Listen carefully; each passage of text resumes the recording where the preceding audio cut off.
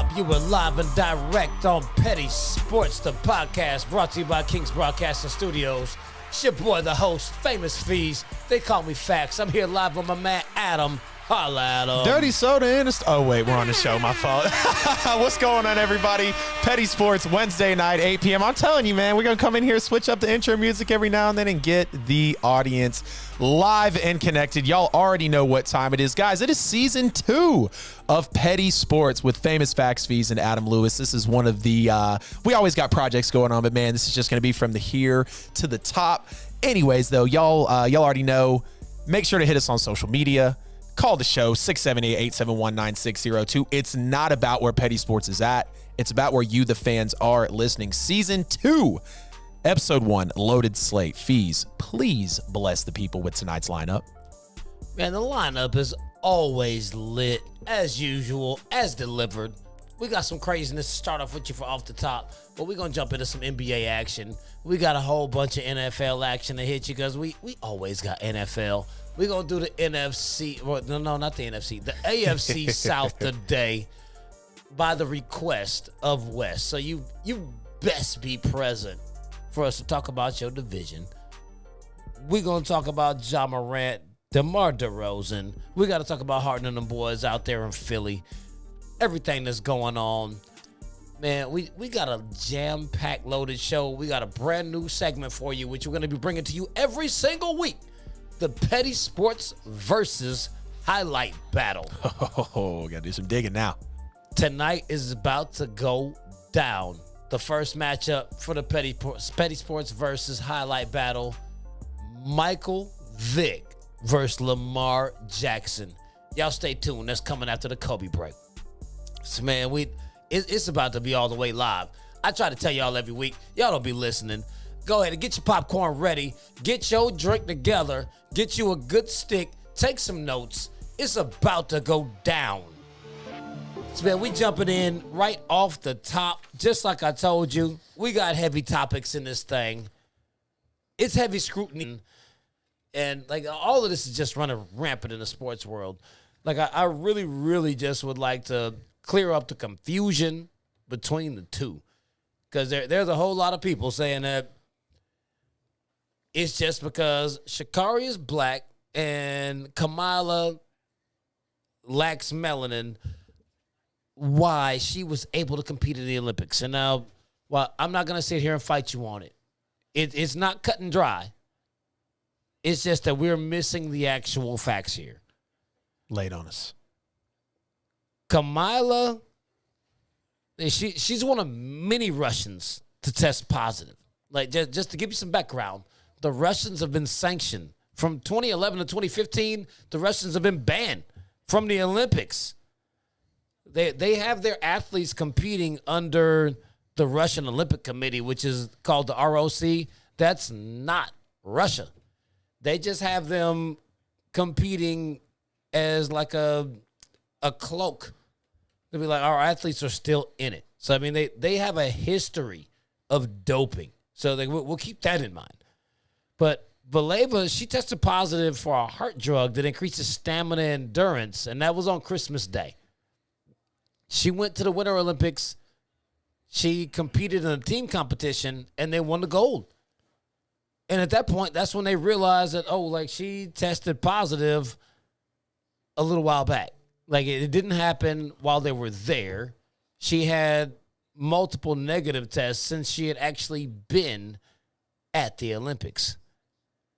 But she was suspended by the ROC. Yeah, we just call it the Rock.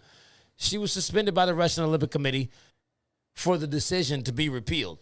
So, I mean, it's actually not even said and done. She possibly will lose that medal. And what you saw from her in her most recent performance where she just kept falling and failing, it was basically like a microcosm of what's actually happening. Her fortune, like, like when somebody shoot a free throw and miss and Rasheed Wallace be like, the ball don't lie, the ice don't lie. She was falling because she wasn't supposed to be there. Mm-hmm. So, I mean, let it fall out the way it's supposed to fall out. But when you be like, hey, well, she didn't get suspended, but Sha'Carri did, Sha'Carri did not get suspended from the Olympics. The USATF, which is the USA Track and Field governing body, they suspended her for 1 month. Yep. And that was because of the marijuana charge. Right. Well, not a charge. I mean, it was just because of the positive test. They suspended her because of the positive test. She did her 1 month, but subsequently, because of the suspension, she was DQ'd for the races that she ran in the U.S. trials. She did not qualify to be on the U.S. team to run in the only event that she was actually now eligible to run in, was the 4x1, because her times didn't count. It wasn't we don't like Sha'Carri because she's an up-and-coming black sprinter.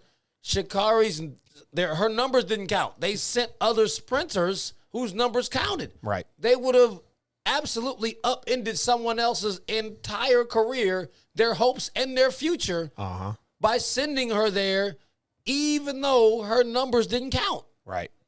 I mean, like, yes, she absolutely would have gone, but it's still because she was white. Yeah. They had she's a 15-year-old, so they had the stipulations because she's a minor, how young she is.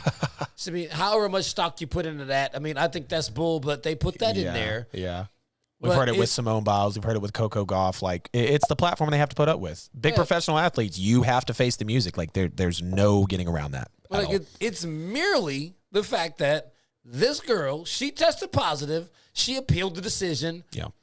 Her committee in her country, they let her go and compete. And now the International Olympic Committee is actually investigating it. All of those, like the medal that she won, it's going to get taken away, going to get rectified. It's just going to take a little bit of time. So everyone, please pump your brakes. We don't need to rush and be like, I'm going to put on long nails and orange hair and act like I'm Sha'Carri. Jesus. Yeah, Chris, what's happening with you? I totally understand, Fees. You know, when you don't put everything into context, it definitely does take some people back for a second. But, you know, even you putting out kind of the damning piece of the whole situation is that medal's not going to be hers. You know, it's still going to get stripped from her. And so when you take it just kind of like an eye for an eye, you know, people were pissed because Sha'Carri didn't get to compete on the biggest stage. Well, Kamila, I think you said her name was, she was on the biggest stage. She won. But once she gets that stripped from her, yes, she will have obviously had the motions to go through that large stage and get that award. But obviously she's going to have it taken from her, you know, and I totally understand where everybody's trying to come into the conversation, but that's where we have to take a step back. They do. I mean, they have a whole war going on with them because they like to cheat. That's what they do. Ken on YouTube, what's happening? This Justin Sports Show. Appreciate y'all tuning in tonight. Guys, call the show, 678-871-9602. It's been a couple episodes, I think, since we had a caller, but we're just now heading off the top. Fees, let's really get tonight's episode rolling, brother. Yes, sir. We got one of our number one fans in here, Christopher Guerra. I know it. Call us. He's going to do cover. Number. I know. But, man, we switching gears to the NBA. We got to talk about my man, Ja Morant. He's stealing the whole NBA spotlight, one highlight at a time. Oh, yeah. I mean, I know y'all been seeing it. He dunking on folks. He had a 52-point night with the crazy dunk, the crazy buzzer beater, the half-court three-point shot looking like Steph Curry with the shot. Yeah. My man Ja, like he's really just taking the NBA by storm, and I actually do have a lot more to say about that. But what we're going to focus on is, are Ja Morant and the Memphis Grizzlies in their third place a legitimate threat to come out of the Western Conference? I got to say, yeah. You know, obviously considering they're sitting at the third place in a Western Conference where, you know, a lot of people have said it in the NBA. The West is really, you know, where you get a lot of your superstars, a lot of your great high, you know, more importantly, Ja Morant, obviously. You know, watching this guy coming into the NBA, I knew he was going to be special. You could tell by the way he moved on the court, his knowledge of the game, you know, and even his size to be as explosive as he is on the court with that size that he has, whether it's an advantage or a disadvantage. Like he's, who is it? Excuse me here. Obviously, the the Warriors, of course. You've got the Suns up at the top. You got the Jazz and the Mavericks right below them. So when you look at the teams that the Grizzlies are around, because let's not forget just a couple seasons ago or even last year, this is a 35-win NBA team, and now they're sitting at 43 wins overall, or maybe not 35 wins, between like 30 and 35, and same for the couple of seasons before that. And we see this all the time in sports where teams are just right on the precipice of getting into that area that they want to be in, because of course every professional sports team wants to chase the title there. But if I had to say one true thing that I think Ja would need to his advantage is to just get an overall better supporting cast on Memphis. And I'm not saying Memphis has a bad squad at all. They're obviously in the third place in the West for a reason. I mean, for crying out loud, they're only below the Suns and they're only below the Warriors.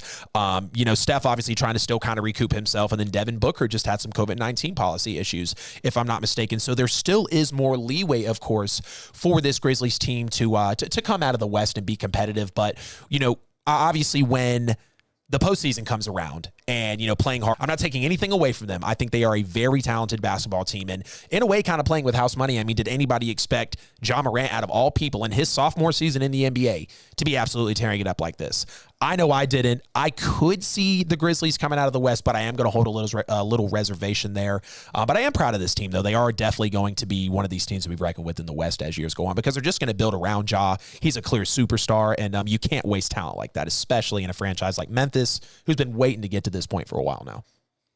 Yeah, I mean, the Grizzlies are a very, very exciting team. I mean, I love it when Ja comes on that TV. When he's playing, I'm tuning in. Quickly becoming the face of the league. But, I mean, as far as them being a legitimate contender in the West, I just can't quite see that. Yeah. I mean, with Phoenix sitting where they are, they're 7 games ahead of them. Like, they're 7 games ahead of Memphis in the West, and the Golden State Warriors are a half a game ahead of Memphis. So they're sitting just slightly behind Golden State with about 20 games left. Yep.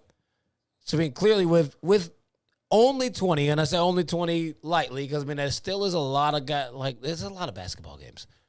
But they're not going to catch Phoenix. Neither one of them are going to catch them. Yeah. So, regardless of if Memphis somehow finishes ahead of Golden State or Golden State finishes ahead of Memphis, them at 2 and 3 means that Golden State and Memphis are going to play each other in the second round. Yep. They're going to meet in the second round, and there's no scenario that takes Memphis over Golden State. Experience. I mean, like, that's what's going to come to a head. Golden State is a juggernaut. Like, it took them a little minute to get their team to start gelling because they just got Clay back, like, mid-season, which is probably the only state over Memphis. Memphis, John, and his knees and all those joints start to become a problem because he's too big. And God forbid we even invoke this guy's name. Odin. He's on the same track as that guy. Y'all remember him. Came out of Ohio State. Yep. Ended up going to the Portland Trail Blazers. Was supposed to be Mr. Glass. He was Mr. Glass before AD, who you renamed Street Clothes.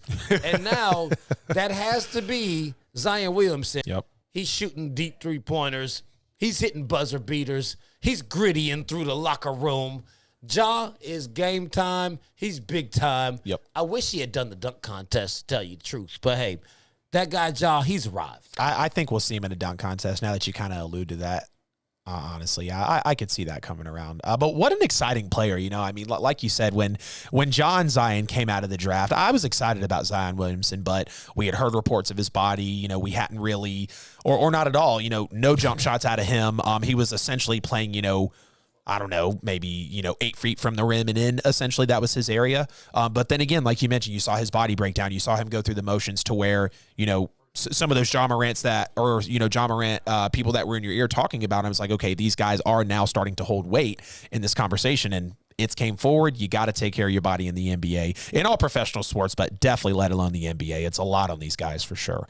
But I'm excited to see Ja. I think he'll be in a dunk contest soon. That would be very amazing to see. He's got it. You know what I mean? He's got the swag to get out there and do it. No question. Oh, he absolutely should. But, man, keeping this thing all the way heavy with the NBA, Demar Derozan, he is having a season. Nobody saw it coming. Nope. I mean, it's literally a season that's worthy of an MVP candidacy. Yep. Is 28-5-5 worthy of DeMar and the second place Bulls taking home that trophy? It's definitely worthy because, you know, you and I have got on here before, Fees, and when we talked about, okay, what does it actually take to take away an MVP award, specifically in the NBA and the NFL? You obviously got to have record behind you, which they are, you know, being up there in the seating. He's got the numbers behind him at 28-5-5, so he is clearly the star for the Chicago Bulls team. And again, you know, he's taking the league by storm. It's kind of, well, not taking the league by storm, but he is inching further and further into that MVP conversation.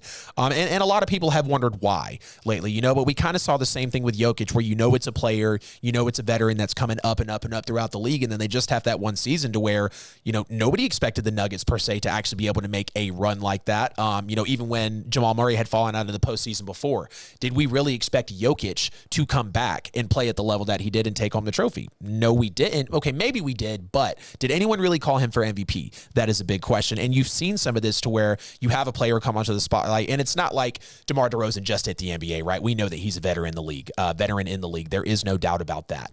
But when you talk about how he has put this Bulls team on his back and he has, you know, been through, and, you know, just talk about some of his, you know, competition. Joel Embiid, of course, who is leading the MVP odds, 29-11-4 with a 3 seed, insanely talented big man. And then, of course, Giannis as well, 29-11-6, which is absolutely nuts to see big men put up these type of numbers, especially in today's game. But they're at the 4 seed. So if we're talking about just being worthy and having a shot at winning MVP, absolutely, because they still have some of the season to go. You know, just about 20 games, like you said, until we're, you know, getting into the NBA postseason. So I do think he has a worthy shot at the MVP trophy. Is it necessarily going to be sexy for the league? Does anybody maybe want to see DeMar DeRozan win because of the other guys that we've talked about with a Steph, with a Jokic, obviously with an Embiid? Okay, maybe not, but you have to put him in those conversations because nobody expected this out of Chicago. It's kind of like Cleveland this year, you know, in the East. Nobody expected this out of Cleveland, but Chicago is taking it like literally 3 to 4 steps higher, and you have to count DeRozan in at least to this MVP conversation.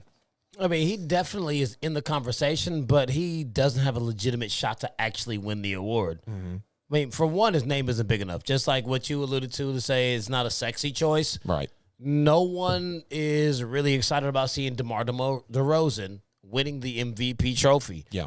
But on top of it, he's not quite doing enough for them to award him that trophy. He's 9th in player efficiency rating. Just like, and Joel Embiid player efficiency rating, way ahead of DeMar DeRozan. And I mean, especially with the addition of James Harden, the way the team is looking, they'll probably pass the Bulls. Yep. And once they pass them in the rankings, it's a open and shut case that Embiid is going to easily be ahead of DeRozan if you don't already feel like he is right in the MVP Definitely. race. But I mean, you can't short the reigning MVP. Jokic, Yep. 26, 14, and 8, second highest PER in the league. They're still right there in the mix in the Western Conference. He is not out of it for the MVP. His numbers are better than DeMar DeRozan's, and he's in the widely accepted better conference. Yep. You look at Steph Curry. They're second in the West. He's averaging 26, 5, and 7. That's almost even with DeRozan, and they're second in the West. I mean, they're an all-star game MVP. Yeah. If he continues to shoot the way that he's shooting, he's going for another MVP award. But even if none of them get it, the guy that we just talked about, Ja Morant, 3rd place in the West, 28, 6, and 7. His numbers are actually better than DeRozan's in every category. That man is killing it. Ja Morant is doing his thing. I don't think Ja is actually going to take an MVP trophy away, but Ja's numbers are better than DeRozan's, and neither one of them are going to win it. Let's just appreciate the great seasons that they're having. We've reached 8:24. It is time for the Kobe break, because y'all know we never miss a Wednesday. Count this thing down for us. 3, 2, 1. Kobe. R.I.P. to the Mamba. The Yes, sir. Black Mamba of all Mambas. Every single Wednesday, we got to pay homage to the late, great Kobe Bean. My man Mike Beasley is about to let y'all know who pays the bills around here at Petty Sports with KINGZ Broadcasting. Keep it locked. Yes, appreciate it, Famous Facts Feeds. And thank you, ladies and gentlemen, for tuning in tonight, like you always do every Wednesday, 8 p.m. to Petty Sports with a Z. Right here, all brought to you by Pulse 880 Radio. Go and check that radio station out. It's a 24/7 radio station. They play all kind of different genres of music. And, try them out. You know what I'm saying? Get your groove on.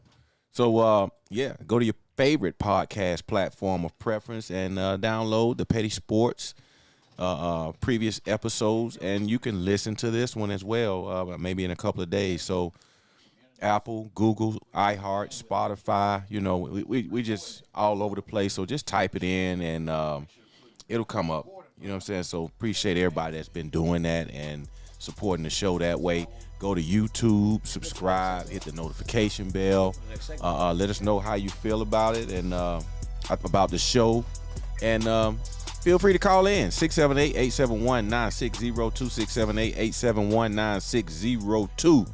Yes, ladies and gentlemen, that's how you can be a part of the show tonight, all right? Fed book, all that, Book of Face, Twitch, Twitter, Instagram, TikTok. Check us out, subscribe, all right? Share. Keep liking the pages.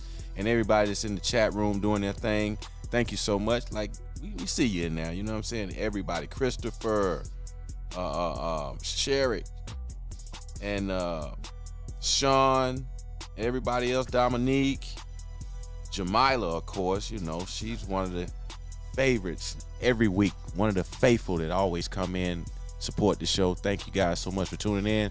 Share. Go to KingsBroadcasting.com. Hit the donate button at the bottom of the page. Spend some money with your boys. Help keep supporting the show that way. You know what I'm saying? So we can keep this equipment running and in good shape and keep bringing forth this good quality content like we do every week. So shouts out. Keep supporting black business. Support black business. Support black business. Because we do. ATL, ho. March Madness. Yes, sir. You were listening to Petty Sports, the podcast. You have reached the highlight of the evening, the Petty Sports versus battle. We told you it was coming. Me and Adam are going to do a versus highlight battle, mobile quarterback edition. Oh, yes. Between Mike Vick and Lamar Jackson. We're going to go 5 highlights head-to-head.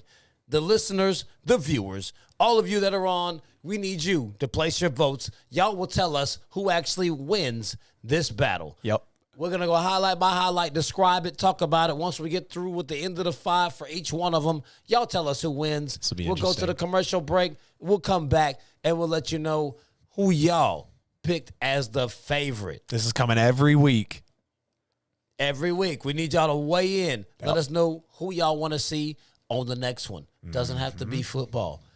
Any sport versus battle highlights.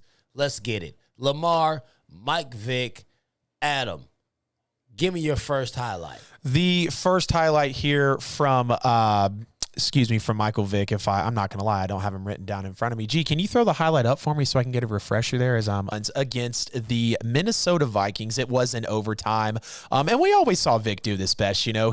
Some people liked to kind of rat on him a little bit because they thought that he ran when he shouldn't have. It wasn't necessarily the league to be able to do that. But that is what Michael Vick was known for. And he took home the W here in this Michael Vick scramble here. I think we might have either the third or the video a little off, but no worries. That is one of the highlights there. We're all going to have them anyways, whether they're top to bottom.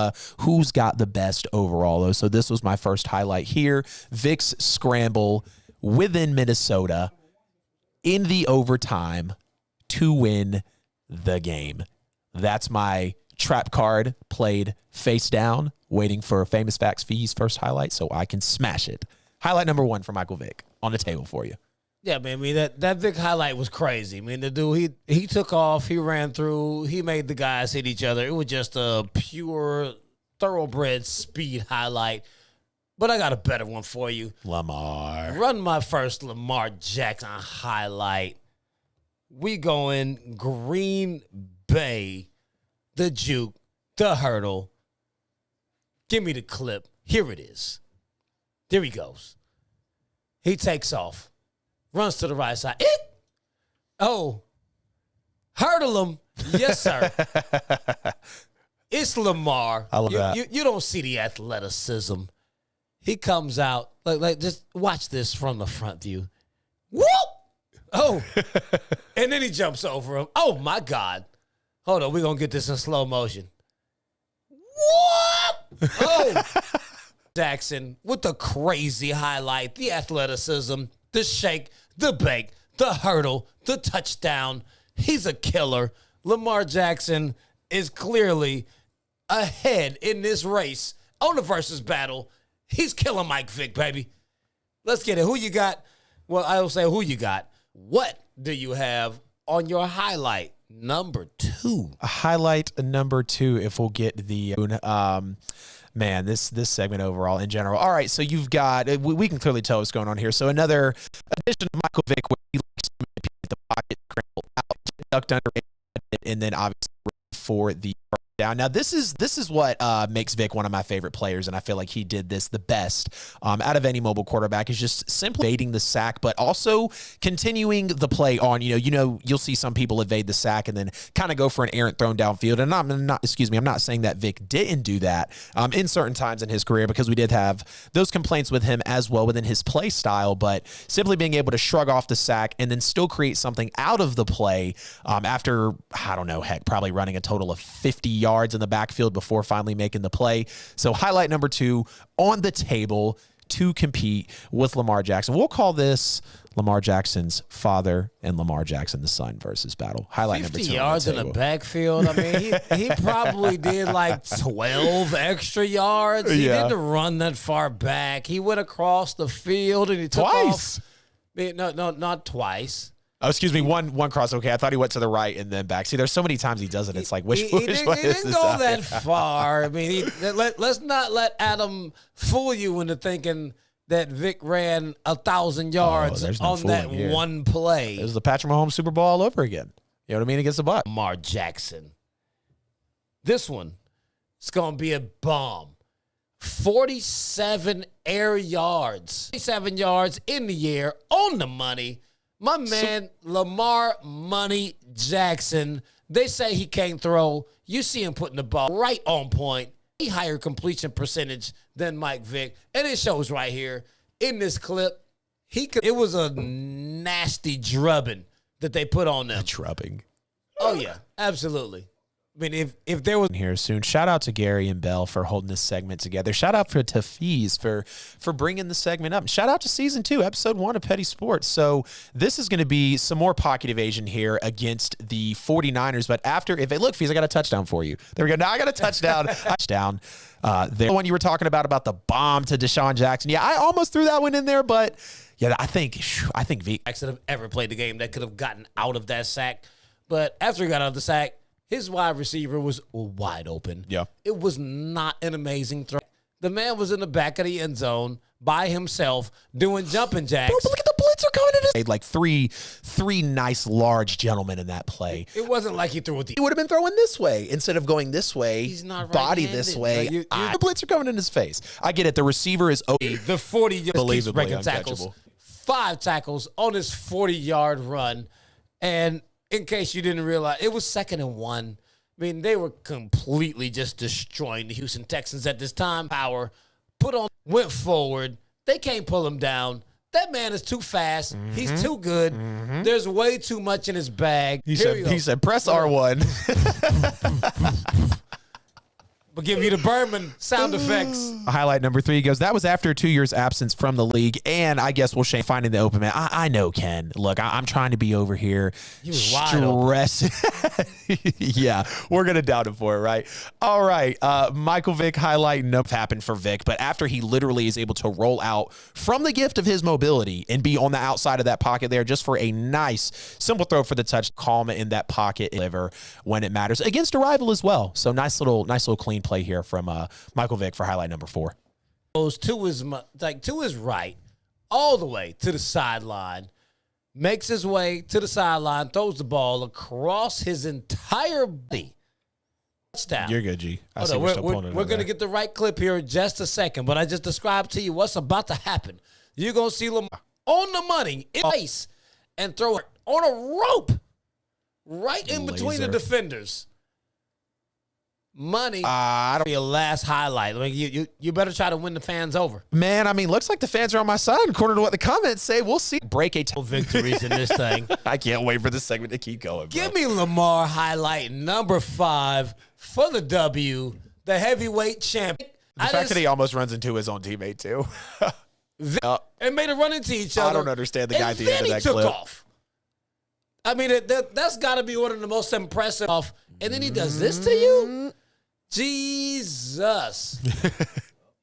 Homeboy at the end. He had nothing left for him. He's like, oh, I'm going to try to, oh, never mind. Like, try to tackle him, but literally just get stepped over right. They laying on the ground with a Here, kumbaya Lamar. session. Lamar's already celebrating it like the 5. The linebacker is sitting up with his arms in the air like, oh, my Lord. Literally. Oh, my God. He has no idea what to do. He's like, man, this dude's too fast. I'm not an athlete. I pissed out my leg. The moment was too big. Like he just couldn't do it. Multiple athletes. So sad for Cincinnati at the time. Just a couple seasons ago, too. Oh, jeez. All right, everybody voted up in the comments. Call on the show. Let us know who won the first ever Petty versus battle. Again, it doesn't have to be quarterbacks. Doesn't even have to be the NFL. But they're coming every week. Little season 2 segment for y'all as we continue on, of course, with Petty Sports.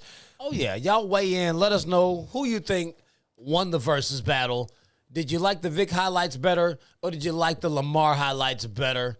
Let us know who is the victor. We're going to throw this thing over to Mike Beasley. He's going to let you know who pays the bills around this place. When we come back, we'll give you who got the W, and then we're going to drop this thing right on back into the NBA. Keep it locked. Ladies and gentlemen, thank you for tuning in once again to the Wednesday night Petty Sports edition.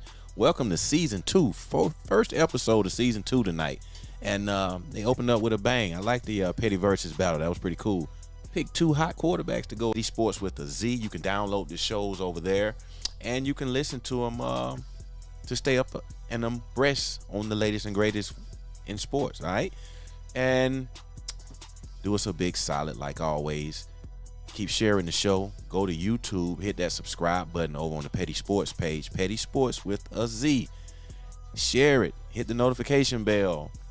Get in the comments. We see you over there. I think Kenneth is over there today and maybe 1 or 2 other people. But, yeah, they got a chat room going on over on the YouTube side as well. So, thank you, everybody that's tuning in and everybody that's showing love. Keep it going. Keep it going. All of this is, of course, brought to you by Post 880 Radio. Post 880 Radio is a 24/7 internet radio station. So do us a solid and go over there and support the channel. All right, you know what I'm saying? Just Google it.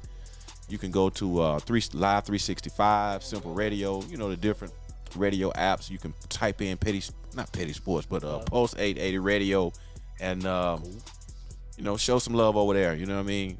They jam 24/7. You got gospel in the mornings, R&B. Soft rock, hip hop. It kind of gets off the chain toward nighttime, evening toward the nighttime. So, it go into trap mode. So yeah, check them out, man. You know what I'm saying? And show the love. Keep supporting black business, support black businesses, cause we do ATL ho. Welcome to March Madness. Yes, sir. He said, welcome to March Madness. We ain't quite on that one just yet. But we're going to come right back into this thing. Back in the NBA action in 2 games with the Philadelphia 76ers. James Harden has dropped 27, 8, and 12. And then he turned around and hit 29, 10, and 16. Both games for the W. Is a healthy Embiid and James Harden enough to win a title in Philly? Gotta hope so, man. And not even for the fact of just the Sixers finally trusting the process and completing it. Now Ben Simmons is out of town, and you've got a couple of guys behind these 2 stars here. Let's just talk about how much we've wanted this for each player individually. You know, with James Harden, obviously the multiple times he's been through his career with KD and with Chris Paul and with Kevin Durant and obviously, you know, KD twice, excuse me. But some of the superstars that he's had, you know, within his tenure in his career, and you know, there's been rumors of, oh, James Harden is always a great guy to play with, right? It's never him. He's never part of the problem. But then you see how he's not being able to hold up with some of these superstars, no matter what the case may be. There's still a rift, obviously, within the relationship of these two people, and within these two superstars that James Harden has been with. And so now he is on his third superstar, a guy who is really, you know, obviously continuing to improve every season as it goes on. And when people talked about the whole Ben Simmons era with Joel Embiid, and Joel Embiid lost his patience and they felt like Ben Simmons was holding Joel Embiid back, you have to hope that it's not the same instance here for James Harden, because we've seen this with a couple of duos that he's been with over time. And I feel like this is the ultimate moment now for James Harden to prove in his career, okay, we kind of know that he is built for the championship moment. I've pushed back on that a little bit because of how many shots he's got with multiple players, but hasn't been able to convert. And then we've also talked about Joel Embiid as well, being ready for this championship moment, getting drafted by the 76ers in that time of the franchise, all back on for this team. But now with a Joel Embiid and a James Harden behind him, you obviously have to hope that the health stays up, because this is one of the things that people have talked about with these two superstars. And in a way, it's a little bit of a, downfall to their career, rather, because we've had conversations about it. Is this something that they can surpass to get to the next point in their career, and obviously win the title? And I just seriously hope so. With James Harden's literally, essentially, you see there on the graphic, 28, 9, and 14 average over 2 games with Philadelphia, 2 W's there, because obviously we know what James Harden is. Okay, he can hit the three, he can step back, he's got handles, he's a great passer, he's got vision for the court, and that everybody's kind of feel like is lost in the game. He can still resort to those characteristics, but still be able to hop outside and play in a similar system like a Harden does. So the fit feels great, right? The fit is absolutely there for me. I have no issues with it. And hell, I remember when Harden got traded, I was like, this is the moment for Philadelphia to actually be able to seize, because the East, it's getting, you ventured to say, like 2 of the top 5 to 7 guys in the league right now. So that literally just speaks to the testament, of the talent that is in Philadelphia at the moment. I do think it's enough talent to win a title in Philly, no doubt about it. But the question is, obviously, will it happen? Will this relationship stand the test of time? Because with Embiid and Simmons, he was already saying, look, I don't care what that man does. I'm not his babysitter. He was throwing his hands up in the series against Atlanta. So you have to hope, and Harden has taken note of that as well. But you just have to hope that Harden obviously aligns the same visions with him, because they've got great play style. They've got enough talent. Definitely able to win it, but we'll obviously see if it happens, Fees. I mean, they can absolutely take the Eastern Conference. I mean, with Harden and Embiid, like they're like the 2022 version of Kobe and Shaq. You got the big man, you got the 2 guard, which, he's playing point and 2. You got the scorer, right, the slasher. You got the big man. And in this new game, you got the big man who can actually shoot a 3, shoot free throws, and dominate in the post. I mean, Joel Embiid is averaging 30, 11, and 4. Mm-hmm. Harden is averaging 22, 8, and 10. But since he's been a Sixer, he's averaging 28, 9, and easier. He comes out, when you have a complementary player to your playing style, he comes in, he drops the dimes, he'll hit this little double step back. You can call it a travel or whatever it is that you do. But, he's shooting an insane amount of free throws. Harden is doing what Harden does. Joel Embiid is extremely happy playing with someone that he knows he can pass the ball to. Yep. And they can actually score. Yep. With COVID now. Yep. Prime position to have to actually see them and see Harden against his former team and actually make Ben Simmons play against Philly. Petty Sports NBA Finals matchup will be from the Western Conference. I have to stick with the Golden State Warriors. I think they're just the best team in the West right now, especially with Chris. I think about 6 to 8 weeks. Devin Booker will probably be back, before we know it. I don't think it's anything super serious with him. It's just obviously the NBA trying to do their job. We're lost. Just does not look like to miss a beat up until this point in the NBA season. Now, with the East, I'm kind of teetering back, and, there is going to he did play with Russell Westbrook, so, you can't discredit that. That was 6 man years, right? Of him. No, he played with them again. Team where they lost to the Toronto Raptors, but the Philadelphia 76ers have not seen the NBA Finals since 2001. Iris versus the run with what Philly's got going on right now. It'll be Philly and the Bucks in the Eastern Conference Championship. Philly will take them out. I don't trust any of the teams. Another MVP award. Klay is actually getting back into his own. He's starting to really find his rhythm. And Draymond, NBA Finals, off against James Harden, Joel Embiid, and the Philadelphia 76ers. Ladies and gentlemen, thank you so much for tuning in tonight to the Petty Sports Wednesday Night Edition show. Second season, first episode. Thank you so much for tuning in. Like always, 8 o'clock p.m. Eastern daylight time. All brought to you by Post 880 Radio. That's a new, hot, 24/7 internet radio station. So go out, support it, listen to the music, and you know what I'm saying, get at us, let us know what you think about it. You know what I'm saying? So this show will be up maybe in a couple of days, so watch out for this latest episode coming soon. All right, so everybody in the chat room, thank you. We see you getting busy. Call in, tell us what you think about the versus battle with Lamar Jackson and Mike Vick that they put on a little earlier. Who won? 678-871-9602, 678-871-9602.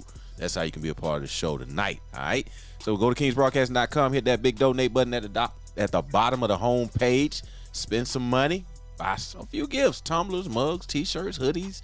You know, they make great gifts, all right? So, you know what I'm saying? That's one way you can support black business is buying some merch, all right? Go to YouTube, hit the subscribe button, notification bell. Do the same thing on the Book of Face over there. Like, follow, share, all that good stuff. Twitter, Twitch, TikTok, Instagram. Go over and join the different pages, all right? That's one way you can support this broadcast and the company. All right, so thank you like always. Support black business, because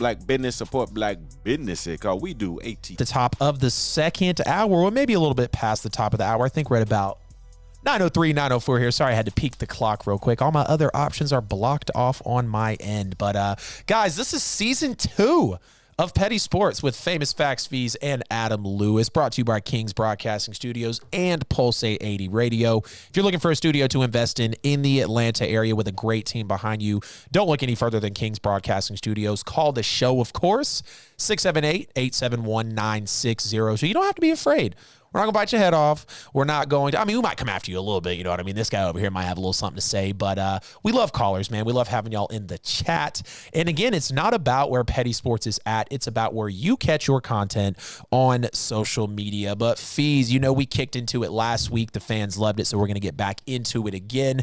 We've got the AFC South up here on our 2022 postseason wrap up for the 2021 through the 2022 NFL season. Of course, we're going to revisit some preseason predictions, give out some grades, and we're going to tell the folks the biggest needs for each of these NFL teams. So we'll start with Tennessee. Fees, give me a little bit of your preseason predictions from the Titans.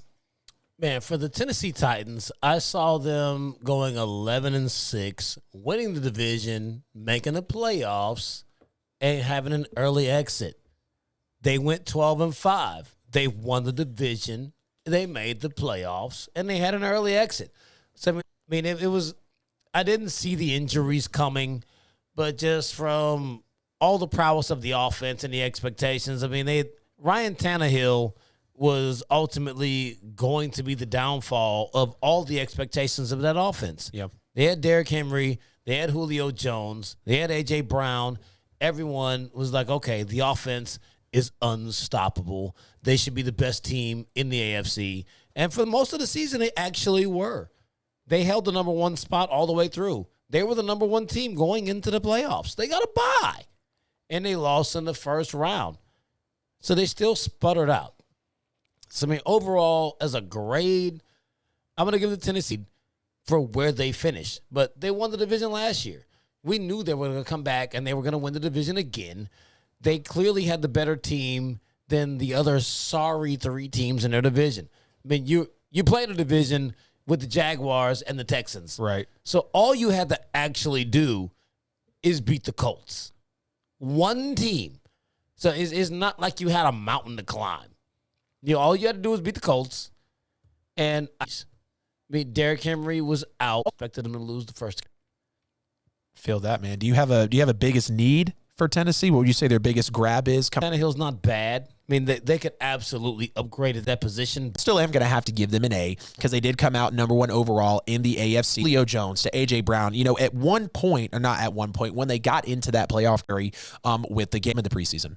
Have a good wide receiving. They have every piece that they need. They went 9-8, and they missed the playoffs, as I predicted it. It's absolutely need to have a game manager to handle this. Yeah. They have all the rest of the Kirk team deep into the AFC because the AFC is heavy. Gotta go quarterback. Yeah, I feel. Did you have a grade for them? Game manager realm, be solid enough? Can he be smart and dependable enough in those big moments to actually make the play? So I totally understand where you're at there. Now, referring to genuinely feel like he was in the big moments for Indy, who is still injury prone and holds the team back. We did see him have a few of the stand that, okay, people are going to hop in and say, well, that's 95% of the NFL right after week 6. Correct.